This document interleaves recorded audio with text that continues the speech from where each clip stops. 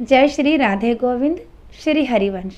हमारी प्रियाजू हम सब पर अपनी कृपा दृष्टि सदैव बनाए रखे। आज हम इस वीडियो में श्री दुर्गा सप्तशती अध्याय 12 और 13 का पाठ सुनेंगे। 12वां अध्याय देवी चरित्रों के पाठ का महात्म्य।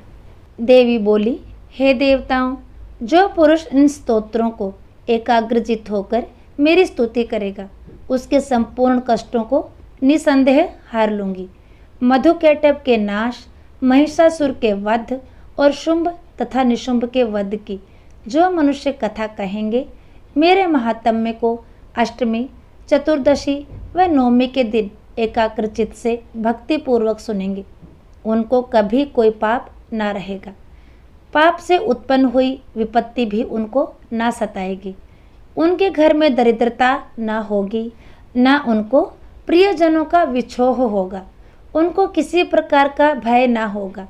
इसलिए प्रत्येक मनुष्यों को भक्तिपूर्वक मेरे इस कल्याणकारक महात्म्य को सदा पढ़ना और सुनना चाहिए।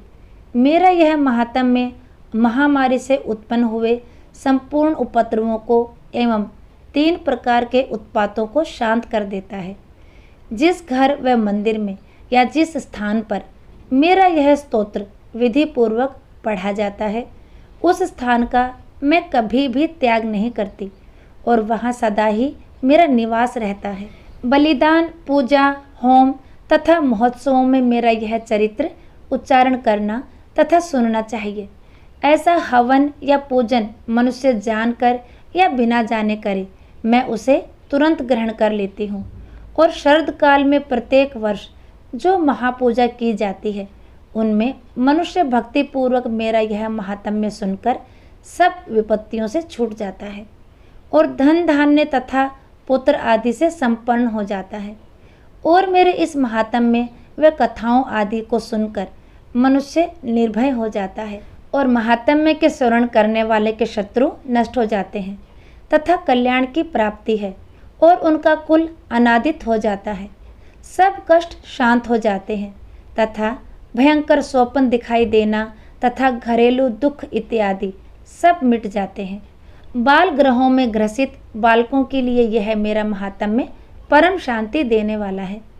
मनुष्यों में फूट पड़ने पर यह भली भांति मित्रता करवाने वाला है। मेरा यह महात्म्य मनुष्यों को मेरी जैसी सामर्थ्य की प्राप्ति करवाने वाला है।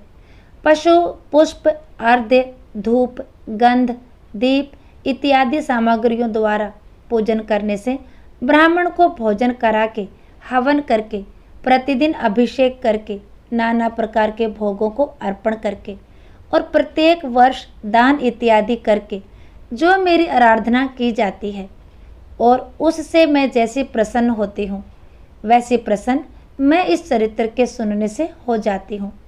यह महात्म्य श्रवण करने पर पापों को हर लेता है तथा आरोग्य प्रदान करता है। मेरे प्रादुर्भाव का कीर्तन दुष्ट प्राणियों से रक्षा करने वाला है, युद्ध में दुष्ट दैत्यों का संहार करने वाला है।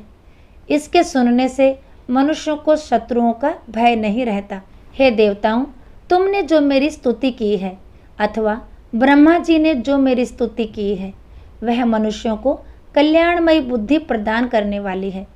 वन में, सोने मार्ग में अथवा दावानल से घिरे जाने पर, वन में चारों ओर से घिरा हुआ या शत्रुओं द्वारा पकड़ा हुआ, जंगल में सिंहों से, व्याघ्रों से या जंगली हाथियों द्वारा पीछा किया हुआ, राजा के क्रुद्ध हो जाने पर, मारे जाने के भय से, समुद्र में नाव के डगमगाने पर, भयंकर युद्ध में फंसा होने पर, किसी भी प्रकार की पीड़ा से पीड़ित, घोर बाधाओं से दुखी हुआ मनुष्य मेरे इस चरित्र को स्मरण करने से संकट से मुक्त हो जाता है। मेरे प्रभाव से सिंह, चोर या शत्रु इत्यादि दूर भाग जाते हैं और पास नहीं आते।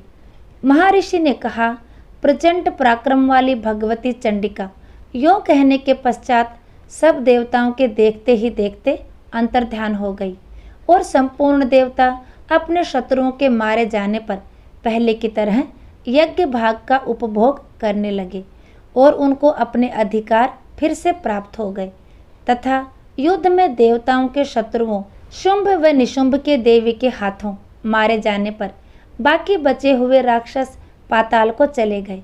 हे राजन, इस प्रकार भगवती अंबिका नित्य होती हुई भी बार बार प्रकट होकर इस जगत का पालन करती है, इसको मोहित करती है, जन्म देती है और प्रार्थना करने पर समृद्धि प्रदान करती है। हे राजन, भगवती ही महाप्रलय के समय महामारी का रूप धारण करती है और वही संपूर्ण ब्रह्मांड में व्याप्त है, और वही भगवती समय समय पर महाकाली तथा महामारी का रूप बनाती है और स्वयं अजन्मा होती हुई भी सृष्टि के रूप में प्रकट होती है।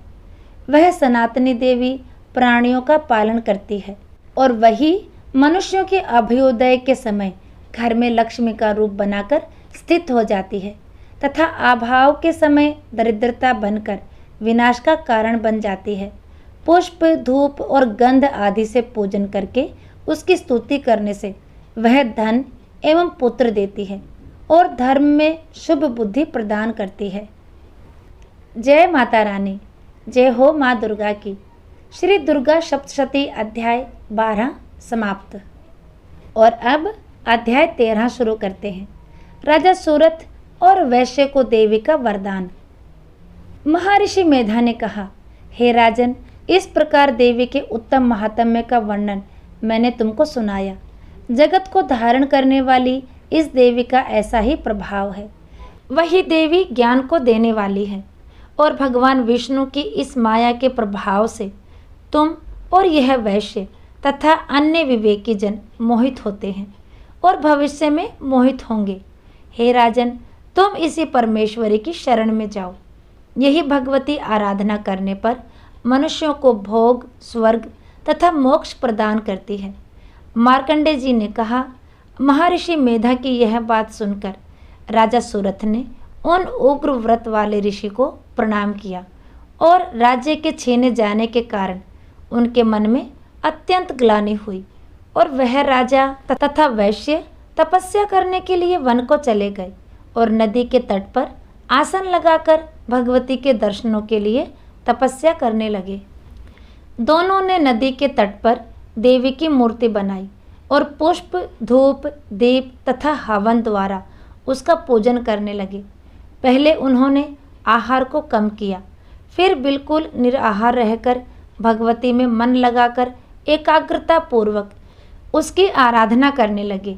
वह दोनों अपने शरीर के रक्त से देवी को बलि देते हुए 3 वर्ष तक लगातार भगवती की आराधना करते रहे। 3 वर्ष के पश्चात जगत का पालन करने वाली चंडिका ने उनको प्रत्यक्ष दर्शन देकर कहा।